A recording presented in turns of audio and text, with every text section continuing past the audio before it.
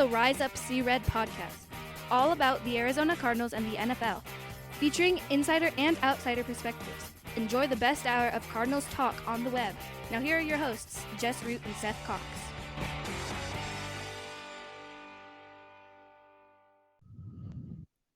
Hello, Arizona Cardinals fans, and welcome to this edition of the Rise Up See Red podcast. I'm your host, Jess Root from CardsWire.com, the USA Today NFL Wire site that covers the Arizona Cardinals, your hometown team.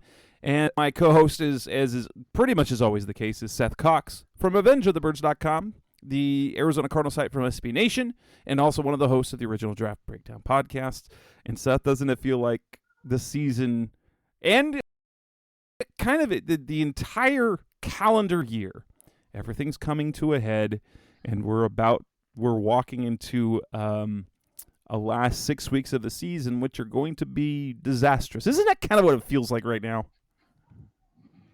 Yeah, I mean, it feels like everything that you expected to be okay is not, and now more than anything, the entire thing's crumbling. Yeah. And so this is basically a disaster show. We know that the Cardinals lost on Monday Night Football, 38-10 to the San Francisco 49ers. There was a lot being said, not only on social media, but in the TV broadcast about Kyler Murray and Colt McCoy. We have the Benjamin thing from Hard Knocks. It's going to be interesting to see how that plays out. Very interesting is what shows up on Wednesday night for that. Seeming like the Cardinals quit at the end of the game. There's a Sean Kugler thing where they fire their offensive line coach. They release some players. There's more players injured. And they've got another game this week on Thanksgiving week, which has been a terrible week for Cardinals football traditionally for the last several years. It's not been good. So let's go ahead and get started on episode 382, where we talk about basically all the problems that are going on with the Cardinals, starting with Colt McCoy and Kyler Murray. Do we have a Colt and Kyler problem? Let's talk about that starting now. There was talk. So the report came out that Kyler wasn't going to play, and then he's probably going to sit out through the bye week, and that Colt McCoy is going to play. John Gamadoro comes out and says that he thinks that the team prefers Colt McCoy to Kyler Murray. On the ESPN broadcast and the pregame and the broadcast, there was a lot of discussion about just the strengths of Colt McCoy, the things that he's doing huddle-wise and at the line of scrimmage and communication, and that almost suggesting, which if all the things that have been said about Kyler, I can believe this maybe the most, that he tries or acts like the smartest in the room, and therefore maybe is doing too much at the line of scrimmage, or rather that there's not doing enough, or that there's things he's clearly not doing that Colt is, which is why they keep bringing things up about that. We know that Cliff Kingsbury talked about just, the work ethic that Colt McCoy is. He's in early, he's out late, which people took to be a shot at Kyler, saying that he wasn't doing those things. I didn't necessarily believe that, because if there's one thing we know about Kyler, he puts in the time. But do you think that there is do we have a Kyler Murray problem, and is Colt McCoy the answer to that problem for the foreseeable future? I can tell you that I don't know if they have a Kyler Murray problem, but I can guarantee you that Colt McCoy is not the answer. And I don't mean that in a negative way. I mean, Colt McCoy is really good at what he does, being a backup quarterback. And there's nothing wrong with that. You look at his two games, they're virtually the same statistically, and the outcomes were drastically different.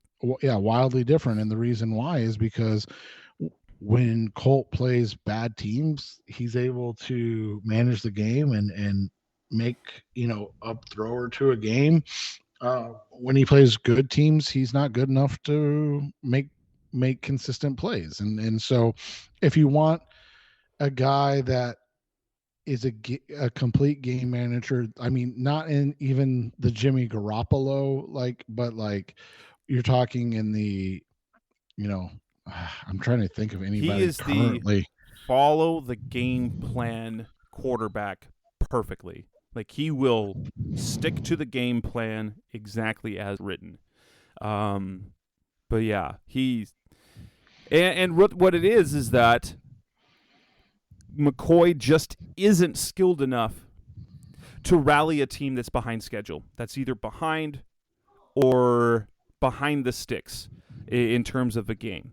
When he beat the 49ers last year, 31-17, it was the work of the defense primarily, because they had the early fumble and they ended up fumbling twice, and it was basically 17-0 at the end of the first quarter without Colt McCoy having to do much work, and that was all she wrote. But when Carolina forced the turnover, when Hassan Reddick hit him and he fumbled, and then they go for it on fourth down, and they get behind 14-0, that was it. They couldn't come back from that. And so as long as the Cardinals were okay defensively, and the first half was competitive, but the second half fell apart because the defense wasn't able to maintain the same level. And if we look at the Rams game, the defense did really well because they didn't have to do much. They took away John Wolford's first read, and that was all she wrote. The offense was Cooper Kupp going into that game. The Cardinals know how to limit Cooper Kupp, and then Cooper Kupp got hurt. So the Rams offense, the atrocious offense, didn't do anything in the Cardinals, and so the Cardinals were able to do things offensively to stay on schedule. And that's the thing. Colt McCoy will follow a game plan very, very well, but he isn't skilled enough to rally you or to basically run and try and play off schedule. Yeah, and that's the thing, is like when they fall behind, it's basically over. And that's again not a shot at Colt. That's just who he is. I mean, a 36-year-old quarterback that's 9 games, I think, under 500 for his career. That's if that's the guy you're leaning on. And by the way, he started like 25 games in his career, so it's not like we're talking about a Carson Palmer who'd started 125 games for a bad franchise. We're talking about a guy that's not good enough to start for probably any other team in the league right now, but is probably one of the 3 best backups in the NFL, maybe after Jacoby Brissett and Taylor Heineke. Yeah, the question is now, because there was talk that if the Cardinals had won this game, and if they'd beaten the Chargers this next week, and Colt McCoy goes 3-0, they wouldn't go back to Kyler. What are the chances that would have happened? Now, granted, it didn't happen, but would the Cardinals have put themselves in a situation where they would be starting McCoy over a healthy Murray? I mean, unless you just thought that you've got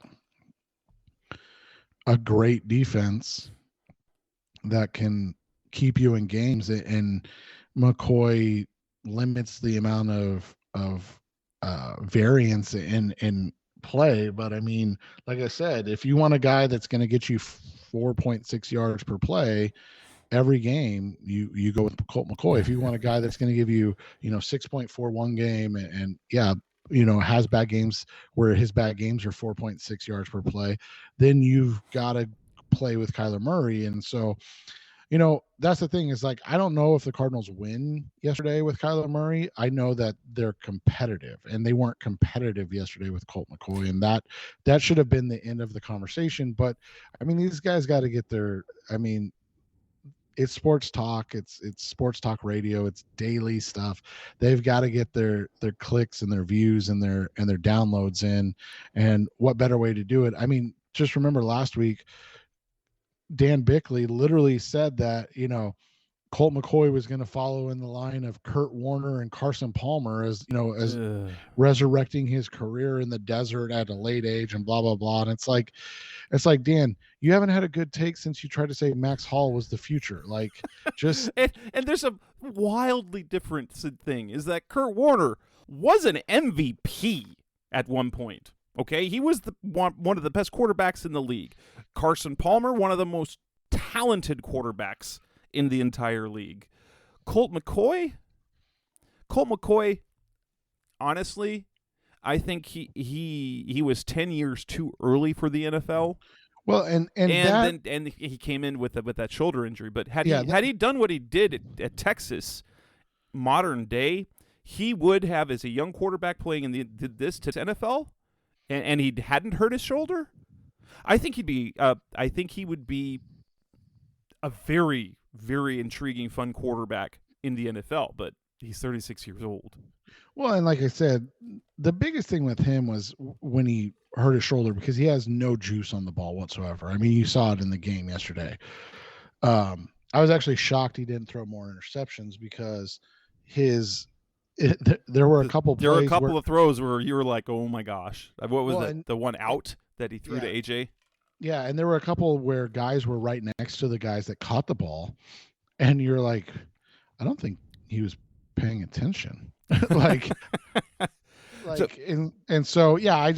mean, unless there's this idea that people just don't want to play with Kyler, which nobody's ever said that, which is always the funny thing to me about locker room talk, because it's literally never been something that's said by anybody that's left the organization. Right. Then this is just conjecture from sports media people that get paid to get, to stir up drama and have these things, be in the news. My question, though, is, of all the things that they keep saying or suggesting about Kyler, which of those things that are you suggesting that you think are the closest to the truth, or at least that what are the parts about what they're saying that Kyler can improve upon? Not saying that he's bad at, but well, like I've always said, I think he's just a very enigmatic guy, and he's a guy that tends to not be great at dealing with other people, which isn't a great thing for a quarterback, but it's more about the fact that you've got a guy that expects everybody to raise their level of play and their level of dedication to the grind that he does, and sometimes that doesn't happen, and he's just not great about how he goes about it. He's a mercurial I can't say that. Yeah, guy. He's been a guy that's a loner, and so I think people take that as he's not a team guy or this or that, and it's like he's just not a rah-rah guy, which is tough, because that's what people want out of their quarterbacks. Yeah, the special fans want to see that. They want to see their guy but there's literally nothing Kyler can do to win things over, because before this year he was too sullen and sulky on the sidelines.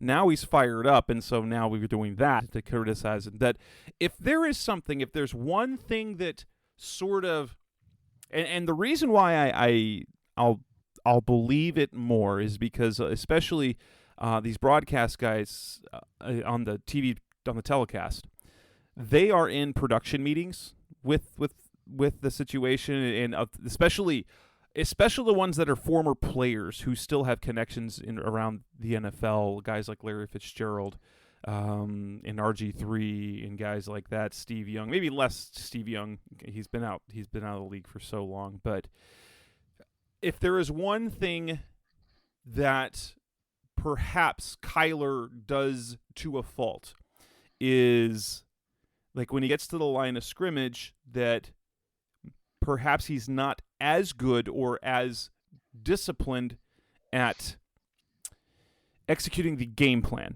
And so he sees something and thinks he's got something better. And now Clips has praised him for things like this, but maybe if there is one thing that I think that is the situation, it perhaps that Kyler only trusts Cliff's scheme and plan to a certain point. and perhaps wishes that he had a little more ownership with it. If we go back to that week 7 game when he shouted "calm the F down" to Cliff, it was because Cliff he wanted to control the situation, and Clyde was like, "Trust me, we've got this. I've got this. Calm the F down. We were going to get it done." And maybe it's as simple as that. Kyler is not following as disciplined the game plan and changing more things, perhaps doing more changes at the line of scrimmage than he needs. Yeah, and maybe that's just what it is right now, and they need to address that and figure out how to do it. But I mean, if you're fine with the Colt McCoy experience, then you're gonna enjoy a lot more blowouts this season. Coming up next on the Rise Up Seared podcast, the best hour of Cardinals talk on the web. Let's talk about that game yesterday. There's not much good to talk about, but mainly, did the Cardinals quit? And is that the problem that we're facing now at the end of the season? That's coming up next on Rise Up Seared. We're back on the Rise Up Seared podcast, best hour of Cardinals talk. The Cardinals lose to the 49ers 38-10. They keep it close for the first half, 17-10, but then they give up 3 touchdowns. Jimmy Garoppolo throws 4 touchdown passes. Even interestingly enough, I think he's done it 4 times in his career high. 3 of them have come against the Cardinals. But more importantly, down the stretch, it looked like there were some business decisions being made on George Kittle's second touchdown of the game. Antonio Hamilton in particular pulled up and didn't make the move. Budda Baker, when asked if he thought they fought to the end, he did not. This would be the first game that we have seen where the Cardinals did not push and compete throughout. Now, granted, you're in Mexico. You're getting beat down. Honestly, it's super easy once you're down 21 points, that to risk your body to put a hit on a guy who, when they're just going to score 2 plays later. I get that, but have we hit? One of the things that we could say about Cliff Kingsbury and everything is that the Cardinals were competing. They're playing hard the entire game. We didn't see that. Does this mean we're at the beginning of the end? Yeah, I mean, I think that's where it starts is the effort level and to see the team give up. And like I said, I think, to kind of go back to it, I think a lot of it comes from a lot of guys realize that Colt's not going to be the guy that leads them back in a situation where they're down 2 scores. It's just not his game, man. And so you saw guys like Antonio Hamilton and this, we have to remember that Antonio Hamilton is a guy who has no problem mixing it up and hitting guys. Right. And so we saw guys make business decisions, and that's just an embarrassing indictment of this whole culture that's, all of a sudden in prime time on Wednesday nights, right? With Hard Knocks. And so, it feels like the beginning of the end just because of that situation, because you can't have guys quitting in the game. Budda made a huge mistake in that game and gave up a touchdown to George Kittle, but he still consistently was the guy making plays, flying around late in the game when they're down 3 scores. And that's what it's about. It's not about, the guys that lead when things are going well. It's about the guys that play at that level and that when things aren't and they're still on the field. I will say this. What happened with the Cardinals is exactly how the 49ers build their game plan. We've seen this as football fans a lot. They're getting blown out. The opponent is running the ball extremely well. It takes the soul out of a defense when you can't stop. Once they've got a significant lead, or they've got a double-digit lead, and then you can't stop the run after that. It is life suck. It drains the entire life energy of a team and then you just start playing through the motions. You go through the motions and maybe that's, I don't know what to think about that, but it was the first time when we saw the Cardinals just get jack stomped, and it was very reminiscent of the playoff game last year, right? And I think the difference is, even in a situation where they're getting their pants beat off, usually when Kyler's playing, he's still trying to compete. And whether it was the Colt wasn't trying to compete, he just was, he couldn't, or the players around him were causing weren't giving an adequate effort. I will say this, for everything that people say about Kyler's teams don't quit except in that playoff game, and I'll say that was demoralizing, and was embarrassing. But that's what happened. That's what happened Monday night. The defense, I think, just got tired of failing and just went through the motions through the most of the second half. Especially because the offense was doing nothing. Yeah, and that's the thing is, like, you don't want this to become a divisive thing as well, where offense versus defense is at each other's throat, where guys aren't on the same page, and that's, like you said, that's the problem, and it feels like that's where this is coming to, right? Is that it's coming to a point where this team has two different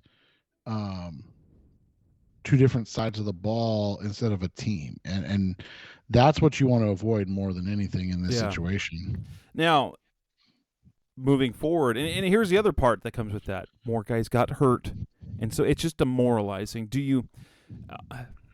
Is there a way for them to get back? Like, we know they're basically wiped out. They're basically eliminated from any scenario. Like, with the Seahawks and the 49ers both having tiebreakers over the Cardinals already, and them being 2 wins behind both those teams, we're talking about a 3-win difference to leapfrog one of those teams, either in the division or in the conference. And since they're the 12th team right now, they're number 12, you've got the 49ers, or the Seahawks now, because the 49ers in first place are the 7th seed. You've got Washington at number 8. You've got Atlanta, you've got Detroit, you've got Green Bay, then you got the Cardinals, then you got the Saints. And they're all kind of bunched up together right there. But the fact that they can't, almost impossible now to pass either the Seahawks or the 49ers, it's going to be incredibly difficult to make the postseason at all, because if the Cardinals go 5-1 their final 6 games, the only way for them to leapfrog either the 49ers or the Seahawks is if they go 2-5 in their last 7 games. And we can pretty much with a certainty say that's not going to happen either way, that the Cardinals aren't going to go 5-1, and that the 49ers or Seahawks won't go 2-5 in that same period. Yeah, and that's what makes this difficult, is that this was not the end, but it was virtually the end, right? Yes, they are on life support right now. I mean, technically they're not mathematically eliminated, and that's what you preach to your team, but the reality is, even if they turn things around, so even if they're 4-7 now, they would basically have to win 6 of their last 6 games, period, to make the playoffs viably, even in a bad NFC. Probably it's going to take 10 wins. And they have 6 games left. They'd have to go 6-0. There is nothing about this team that says they can go 6-0, since they have yet to win consecutive games all year. Oh, my goodness. And so, I mean, when it comes down to it, I think this is the game that's beginning to bury the organization. I think it's where the things are coming loose, and this is where everything's going to unravel from here on out. Now, maybe they pull a few couple of games out of here, but I think we can point to this game as the unraveling point, in my opinion. Yeah, and it's going to be interesting to see, to me, about the future, which is, I know we're getting into shortly, but that's more than anything what it's going to tell me about this team and this franchise and where this is heading still, because you're talking about guys that quit in this game, and now you're expecting to see them come back and play hard. I mean, we're talking about, like you said, they're not mathematically eliminated. There's 6 games left. They can still compete, but they're going to have to sell out to do so. Yep. Coming up next on the Rise Up Secret podcast, the best of our Cardinals talk on the web. Do the Cardinals have a culture problem? We have another incident. Weird thing that goes on. Sean Kugler is fired. That's coming up next on Rise Up Secret. We're back on the Rise Up Secret podcast, the best of our Cardinals talk on the web. Sean Kugler fired. Offensive line coach, running game coordinator. By and large, one of the more beloved coaches on that staff. Something happened Sunday night in Mexico. Monday morning, he was fired. He did not coach. And he's no longer on the staff permanently. Something happened. This is the second week in a row that there's a firing. Behind the scenes. Kind of behind the scenes. We got Ian Benjamin last week. We got Sean Kugler this week. That now makes 2 coaches from this year's staff that have been let go or moved. So James Saxon had the legal issues in Indiana with the domestic battery charges. He was placed on leave and then resigned last month before his final sentencing was in. And so the Cardinals have been down a coach that way. Now Kugler's out for the rest. He's gone, which leaves them down their offensive line coach. They have to shift the staff a little bit. And this is this is weird, but it feels like things are starting to bleed off the field now. So we're getting they've been mistake prone on the field, and now there's stuff happening off the field, and I'm not 100% convinced. Now this hasn't been reported anywhere, but the Cardinals also released 3 players. And so some incidents that happened in Mexico, then they release Jonathan Ward off of injured reserve. He was healthy when he come back. That one kind of makes sense maybe because they signed Corey Clement and Darrell Williams might be on his way back. That you can think. Then they cut an offensive lineman from the practice squad, Gene DeLance, which they cut guys pretty much every week. But then the one that makes me wonder if those 3 were also related to whatever happened with Kugler is Michael Dogby, the defensive lineman, because while he was cut from the roster before last week's game, he was re-signed to the practice squad. I'm sure that was a numbers game. He was re-signed to the practice squad last week and then elevated playing the game. And after you're given a standard elevation, you simply revert to the practice squad. There's no clearing of waivers. And they cut him from the practice squad after he had just played. After he'd been with the team for 3.5 years, after the Mexico game, they decided they were done. To me, that feels... And we're not going to hear about it. I just wonder if all of this is related somehow. Well, so, I mean, the 2 things that we know are there's curfews that these guys have to get to, and so you wonder if a coach was involved with that, right? Like if Kugler either, and again, we're speculating. We're not trying to be nefarious or say anything negative. So, like, did Kugler potentially know that they were late and try to hide it, maybe? Or was he out with them and was that group of guys late? I mean, again, we don't know who hangs out with whom on this roster necessarily. So again, we're just kind of spitballing on what would make sense, because like you said, the biggest thing that outside of the Kugler thing, obviously, that just doesn't make any sense is why cut a guy that you were getting ready to put back on the practice squad, right? Right. And so it wasn't he was cut from the practice squad right, exactly. after he had just played in the game, and he'd played in 10 games this season. He'd been with the team for 3.5 years. And so it just feels like, okay, if they were done with him last week, it would have made sense. But then they re-signed him, and they activated him. He played him again. Then you cut him. That's weird. Right, and like you said, when he was already reverted back to the practice squad, so it's just it's just a strange situation where it's really hard to understand exactly what's going on, and so that's why I think in the end you just have to wait and see if any story comes out. I mean, it's also interesting that 2 weeks later we still really don't have anything on the Benjamin situation, right? Yeah. Like we know. And let's go with the Hard Knocks take here is that on the PHNX Cardinals podcast, one of the directors from HBO had said, because everyone was asking about they asked him about the Benjamin thing. Now, when the director guy talks, it felt like he was overselling it.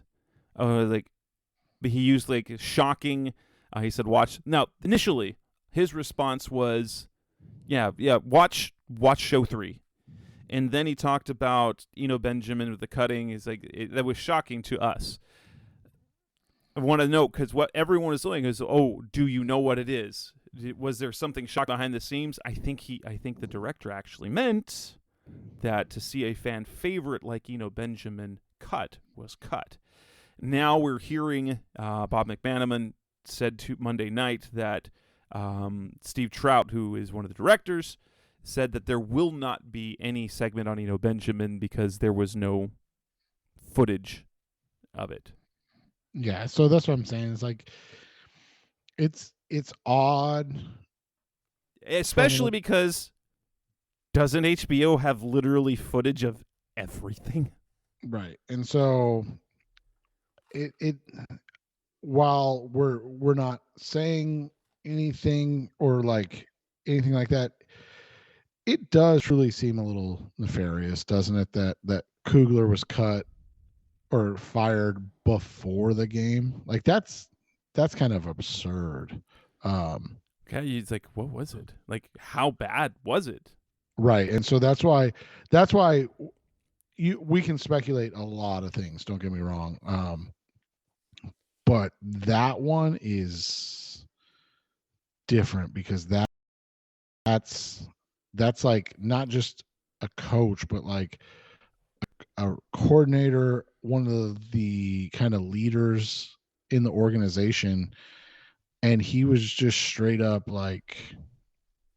sent home before one of the most pivotal games of the season. So like you said, I mean we're just talking, but it had to have been, like you said, bad if it prompted that to be done immediately.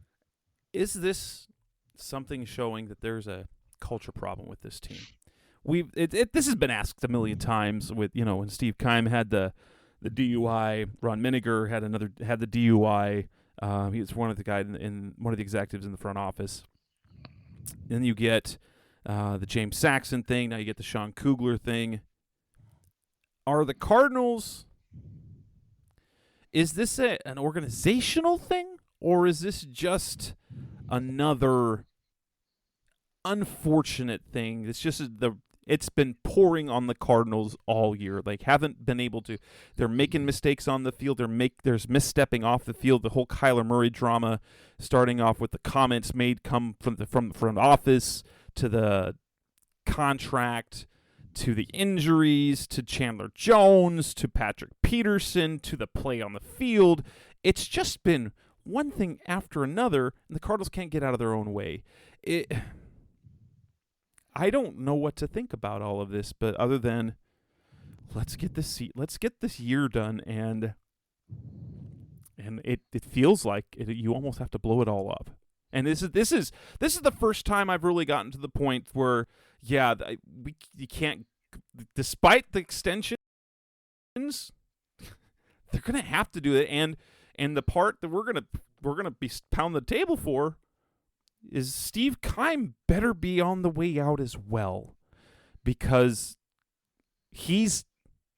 they've had tons of injuries, yes, but his teams that he builds aren't good. They're not good enough. I mean, they're talented enough, but they're not good enough. Right. And so that's what you have to look at. And Kyle Odegaard, who worked for the Arizona Cardinals, literally tweeted out last night, about the fact that this is a Steve Keim issue. They don't have the talent to compete with the 49ers. The coaching aspect of it with the Seahawks might, that I can be persuaded that they're as talented as the Seahawks, but I mean, you can just look at it last night. They're nowhere near as talented as the 49ers. And then from there, you look at it, there's a lot of questions about his roster management, his investment in, and how he is utilizing and spending picks. And it's interesting when you talk about, how he's done things, because when you look at San Francisco, they're giving up their first round picks for offensive linemen and quarterbacks, not wide receivers. And you and I both love the Hollywood Brown trade, so this isn't a shot at Brown by any stretch of the imagination. But you look at what the 49ers have done just the last 5 years 4 years in the Cliff Kingsbury era, and they've drafted 3 defensive linemen, 2 edge players, and 3 offensive linemen in the top 75. The Cardinals have Josh Jones and Zach Allen, both day 3 picks, but that fell inside the top 75. But like both or not, or day 3. They were day 2 picks. We're third round picks. Third round picks. Thank you. That's what I was trying to say. Both day 2 picks, but both third round picks. And it's interesting that when you look at it, their offensive and defensive line are issues. And it's like, well, the investment just doesn't seem like it's truly been there. And it's not that they haven't tried to get guys, but when you draft true day 3 guys like Rashard Lawrence and Lecky Fotu and Michael Manet and Mason Cole and these guys, and then they're not ready in year 1, so you have to go fill their spots that you drafted them to play with veterans, Corey Peters, who we both loved and thought the world of, but a Corey Peters is getting significant snaps because you're drafting guys on day 3 that aren't ready to contribute, and then all of a sudden those veterans get hurt, and now all of a sudden you have to play the rookies that aren't ready, and then they get beaten up. And basically, and this is the part that's tough, is that they basically become useless because they're so beaten down by the time it's their time that now all of a sudden the cycle perpetuates itself again. They get released, and then they bring in this, new guys on day 3, and then those guys aren't ready. So then you got to go sign, Jonathan Ledbetter. Again, nice guy, good player, but why is Jonathan Ledbetter on this roster? Like, it's because guys like Rashard Lawrence can't stay healthy, and Lecky Fotu's just not. He's doing nothing. He's just a body out there.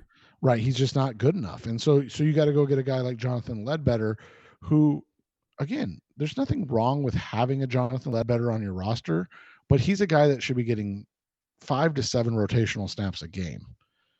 And instead, he's a guy that's playing significant minutes because you don't have any talent. And it's just the perpetuation of the same things. You know, I talked about Antonio Hamilton a little earlier and the disappointment of his effort level, but you can get away with not investing in corners, right? And they really, really haven't. I mean, Byron Murphy is their highest drafted corner since Patrick Peterson, which was 11 years. Well, technically would be 12 NFL drafts ago, which is a long ass time in the NFL. And so you can get away with that if you have a super dynamic pass rush, right? Like if you invest in the pass rush. But the last edge rusher they drafted was, I mean, I guess Chandler Jones in 2016 when they traded a second round pick for him. Before that, it was Marcus Golden, and then, yes, I know they drafted 2 this year, but are we really expecting, Myjai Sanders and Cameron Thomas to be impact players in year 1? And so, it's just been a weird way of roster building. We've talked about the off-ball linebackers. We've talked about the investments at wide receiver over and over again. If they're going to move on from Cliff, which, I mean, like you said, for the first time, you're like, hey, if it's got to be done, it's got to be done. It has to start with Steve Keim. Yes, totally. Coming up next on the Rise Up Secret podcast, the best hour Cardinals talk of the web. There's more injuries to talk about. When are they coming back? That's coming up next on Rise Up Red. We're back on the Rise Up Red podcast, the best hour of Cardinals talk on the web. Kyler Murray's out. Hollywood Brown is not back yet. He did not get activated from an injured reserve. Rondale Moore got hurt during the game. Greg Dortch got hurt during the game. Colt McCoy even got a little banged up in the game, although he seemed to. When are these guys going to come back? The talk that Kyler probably is not going to come back till after the bye is interesting, and I kind of get it. They want him to be able to go all out. I don't know if that's a more organization because they trust Colt McCoy, but it's always interesting because Cliff in particular, this organization, try to be coy with it. Like they say, we'll see. He's made a lot of progress. Hollywood Brown said, I told you I would be back in 4 weeks. And now there's talk that probably Hollywood Brown might be out in another week, and that would put him coming back after the bye, which fits the original timeline of the injury. But now we add Rondale Moore and Greg Dortch to this list, and it looks like Rondale Moore probably will miss. He won't miss too much time, meaning he's probably going to miss at least this game. Maybe he'll be back after the bye. The hits keep coming. When are the Cardinals finally going to be healthy? That's kind of the case here. When do you if you had to guess, do you think Kyler comes back this week? Do you think Hollywood comes back this week? Or do you think they go with let's wait till they're fully healthy, considering where we're at in the standings, and wait till after the bye? Yeah, I think they wait till after the bye based on the results of the last, of the earlier games this season. I think if they would have won in Mexico, I think they would have played this week. But I think them not winning, and now, while there is urgency, it's like you said, it's basically it's now like, hey, if we can get these guys back and healthy for the last 6 games, maybe that's a better reality than trying to push them forward and them getting re-injured or something of that nature. That's what I think they're going with at this point, and that it'll be is it New England when they come back? Who do they play the first game? It would be New England. It'll be in New England when they come back. Yeah, and so I think that's where we'll see them again for the first time. That makes sense. I'm guessing that if Dortch has to miss, that we're probably hitting after the bye as being when they get a whole bunch of guys back. Kyler, Hollywood, Moore, maybe even guys like Darrell Williams, Rashard Lawrence. It's very interesting to see just how this team keeps taking hits with injuries across the board. We'll see if Zaven Collins and Isaiah Simmons, who both had moments where they were in pain, end up missing much time. Byron Murphy, DJ Humphreys are two other guys that haven't come back yet. Whether they get held out until after the bye. These are all critical pieces. It's almost comical this year, the number of injuries that they are sustaining. Right, and I mean, no team's lost more to injuries than the Cardinals. No team outside of the Rams has lost more along the offensive line than the Cardinals, and all of that, results in what we're seeing from not just the results, but sometimes the effort. Like I said, I truly do feel bad for a guy like Lacita Smith, who I think can be a good pro. I know they liked him, but he wasn't ready, man. And now you see that result. And he didn't play too poorly against the Rams, but he didn't look great in this one. Say the same thing about Josh Jones, who people know I love. He didn't look great. And so it's tough, man. I don't know I just don't know where they go from here. And it's interesting because something that you and I have talked about a lot is that injured players typically stay injured, right? And the NFL is a tough game. And so a guy like Hollywood, who, again, you and I both love the move. We're not criticizing it, but it's not surprising that he's missing games. He missed games every year in Baltimore, right? Yeah.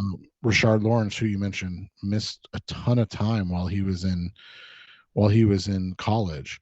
Guys like Kyler and DJ, it's a little more surprising, but it isn't surprising when guys that have been injured most of their career or throughout their career get injured again, and so it'll be interesting to kind of watch it play out. But if I'm the Cardinals, I give them till after the bye week. And again, it's unlikely, so I'm not saying it's going to happen. So I just want people to understand that when I say this. But at the same time, maybe you give yourself a chance to go 6-0 and finish the season at 9-8 if you don't beat the Chargers. And whether they do or don't, I don't think it changes when and how you bring those guys back. But if you aren't able to beat the Chargers and you go to 4-7, 4-8, 4-8, excuse me. Yes. You can win 6 in a row or it would be 5 in a row. 5 in a row and finish 9-8. And maybe you don't make the playoffs, but if you finish 9-8 and right, and you're chomping at the bit for a playoff spot, I guess that's the best thing that can happen from this year, right? Yeah, I guess that would be something to build on at least. Right. And then it gives you, like I said, my biggest thing now is to see who shows up. Yeah. Like who's committed to this. And I was impressed with DeAndre. I know people would get upset with DeAndre about the taunting, but in the end, I mean, really, his effort level and his engagement was high, and that's what you want to see. Buddha's was the same way. The younger guys like Zaven and Isaiah, I wasn't super worried about them checking out, but other players you do worry about, and I'm guys like Buddha and D-Hop, that's who you want to follow and make sure that they're the ones, kind of leading the charge. Coming up next on the Res Up Red podcast, special of Cardinals Talk on the Web. Let's wrap up the show talking about the Cardinals and the Chargers this weekend before they have the bye week. That's coming up next on Rise Up Red. We're back on the Rise Up Red podcast, special of Cardinals Talk on the Web. Cardinals play the Chargers this weekend. I can't figure out the Chargers. I try to look at some statistical, patterns. I don't think anybody else can either. If there's one thing that we could look at with the Cardinals, there is one money stat on them every single week. They're 4-0 if their opponents rush for less than 100 yards. They're 0-6 if they hit 100. That's the money stat there. And that is due probably to circumstances, but that's been 100% consistent. The Chargers have won games by giving up 200 yards rushing. They've won several games without reaching 100 yards themselves. This team makes no sense to me. They have so much talent. They've been rocked by injuries. Obviously, Joey Bosa's out. They've missed time from Mike Williams and Keenan Allen. Rashawn Slater got hurt. They just keep taking hits after hits, but they've been just the Chargers. Like, even the Chargers are really good, and they're not quite good enough. This year, they're impossible to figure out because they lose games when they're playing well, and they win games when they're not. I can't make heads nor tails. But Justin Herbert does not look like Justin Herbert looked like he might be the best quarterback coming out of that draft. Like, amazing. And this year, he's just underwhelming. He's still talented, but his metrics all look much worse than last season.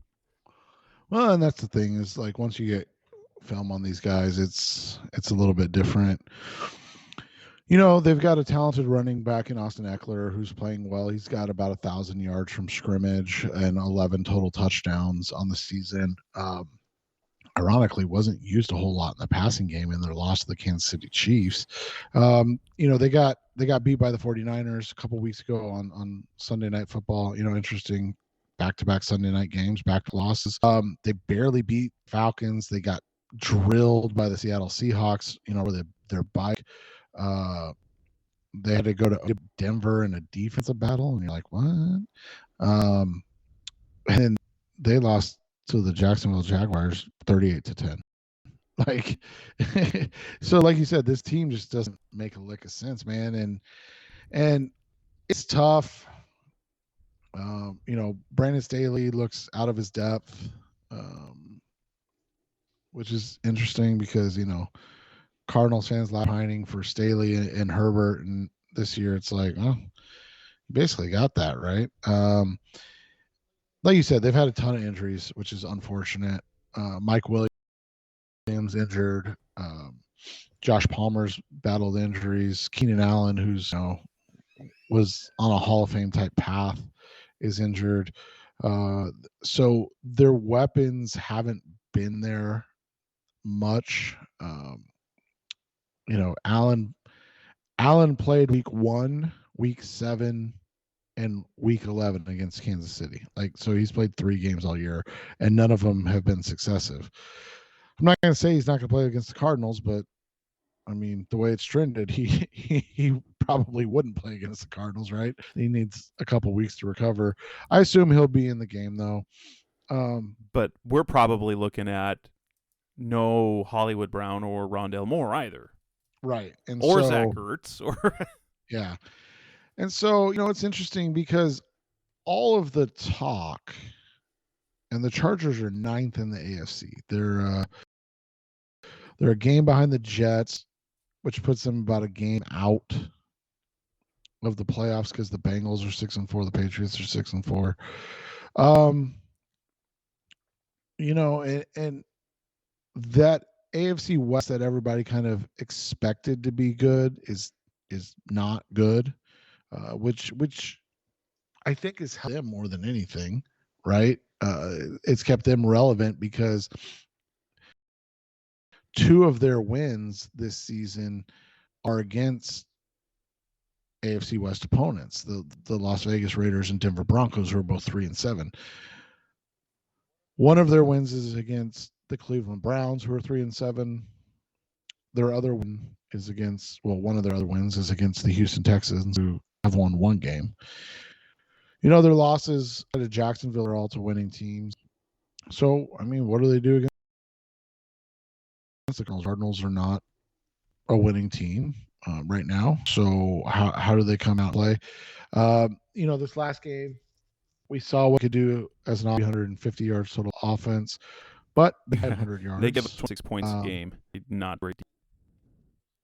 And that's one of those situations where you invest, and sometimes the investing just doesn't work. I mean, this is a team that's invested in offensive linemen, defensive linemen, cornerback, corner, pass rusher, and instead they're getting Joey Bosa's played 3 games.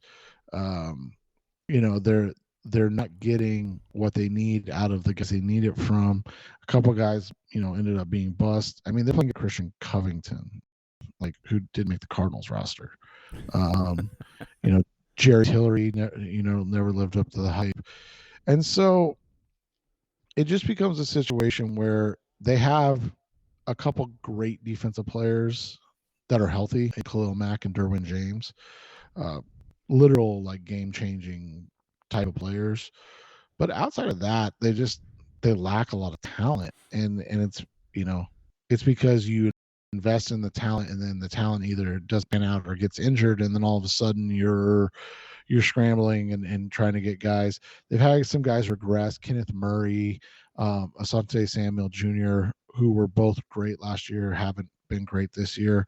I mean, they're starting a guy like Kyle Van Noy, who's a nice player, but I mean, a 31-year-old Kyle Van Noy has as many sacks as you, Jess. Hey. And so that's tough. Right. And then they've had a similar situation to the Cardinals. They've had 3 kickers this year, right? They've had Dustin Hopkins only kicked 5 games. Cameron Dicker, who the Cardinals faced, kicked 3 games, and something called Taylor Bertollet kicked in 2 games. But their kickers have been good. Yeah, that is different, right? That's a little different. Their kickers are 19 for 20. So it's just a matter of inconsistency, and then they've just, like I said, been really, really injured at key positions. And so if you look at one thing, the Chargers do turn, if they turn the ball over. So I looked at their 5 losses. Their 5 losses they have this season. Well, and they've turned the ball over, I believe, 9 times. And then in their 5 wins, they also have they did turn the ball over twice in a win over the Falcons, a game that they shouldn't have won, that wacko game. But they 2, 3, 4. So the turnover battle. The Cardinals have been good this year about taking the ball away. And so we've got 2 mediocre teams to bad teams. Okay, the Cardinals are pretty bad, but their wins have come against not good teams. So depends on which team shows up. I expect a close game, and whichever team protects the football, I think, is going to win this game. And this is one of those games where I think the Cardinals could look good because things go sideways. If they get a turnover or 2, because they run the ball terribly. The Chargers run the ball very poorly. They are 30th in yards and yards per attempt this season. And so if the Cardinals get a lead, I think that's kind of the key. It's kind of the key for the Cardinals all the time, is that they're a better team when they have the lead. But it's hard to make. I predicted the Cardinals would win this game when I wrote the preview, but I also wrote the preview Sunday afternoon before either the Chargers or the Cardinals had even played their games. But there wasn't anything about those games that made me change my mind. This is game or 2 teams that you don't know what is what, honestly. Right, and you spelled out something really intriguing and interesting. And can the Cardinals run the ball if Kyler Murray's not the quarterback? They haven't been able to do it yet since he came into the league. That's a legitimate question, because when Kyler's game, you look at their numbers, right? So, and I know they're not all wins, but you look at their numbers: 103, 143, 132, 124, 144, 137, 122. In the 2 games he's missed, 78 and 67. So they can't run the ball without him, it seems like. But the Los Angeles Chargers are maybe the worst rush defense in the NFL. So it's like but the Cardinals are going to opposite, playing 3 to 4 backups on right? their So it's offensive like line. it's like the opposite of the immovable force, you know, like it's just like, this is a game where like something's got to give, right? The Cardinals aren't able to run the ball when they don't have Kyler Murray, but the Chargers can't stop anybody from running the football. In the last 4 games, I mean, the last 4 games, 213 yards to the Seahawks, 201 yards to the Falcons, 157 yards to the 49ers, and then 163 yards to the Chiefs. The Chiefs had a running back reach 100 yards rushing for the first time in over a year. Jeez. Like, their run defense is awful. They have 6 games of allowing over 150 yards, 7 games of 130 or more yards, 98. They have 98, 93, and 64 the other 3 games, but there are. But they have 3 games where they've allowed over 200 rushing. It's ridiculous. So like, that's the thing, is like, if you can run the football and control the tempo of this game, there's a legitimate chance to win. I just don't know if Kyler Murray doesn't play if you can run the football. Like, I'm not saying anything negative in the sense of like, oh, you know, this team can't win without Kyler. I'm saying legitimately they've not shown that they can run the football if Kyler's not in there. That's been consistent since he came into the league. So, you know, that's what it comes down to. Can the Cardinals run the football? If they can run the football, they have a chance to win this game. If they can't run the football, it's going to, like you said, it's going to be a close game. I just don't see how they win it. Right. What's your score prediction? I've got the Cardinals winning 24-20. Not that I feel confident in that pick at all, because who knows? I'm going to say the Chargers win 21-18. Ooh, this is gonna be a fun, ugly game this Sunday afternoon, isn't it? Yeah, as long as it's not 45-10. And with that, we will wrap up this edition of the Rise Up C-Red podcast, best ever Cardinals talk on the web, episode 382. We'll be back again next week after the Chargers and Cardinals play. That's Seth Cox. I'm Jess Root. Thanks for listening, as always. Thanks for listening to the latest edition of the Rise Up C-Red podcast. Listen to previous episodes and subscribe to the show on Apple Podcasts, Stitcher Radio, Audioboom, or many other podcast platforms so shows are delivered directly to your mobile device. Please give the show a 5-star rating and always support the sponsors who support the show. We'll be back soon for the best hour of Cardinals talk on the web. Rise Up Red Sea, be Red Sea Red, and of course, Rise Up Sea Red.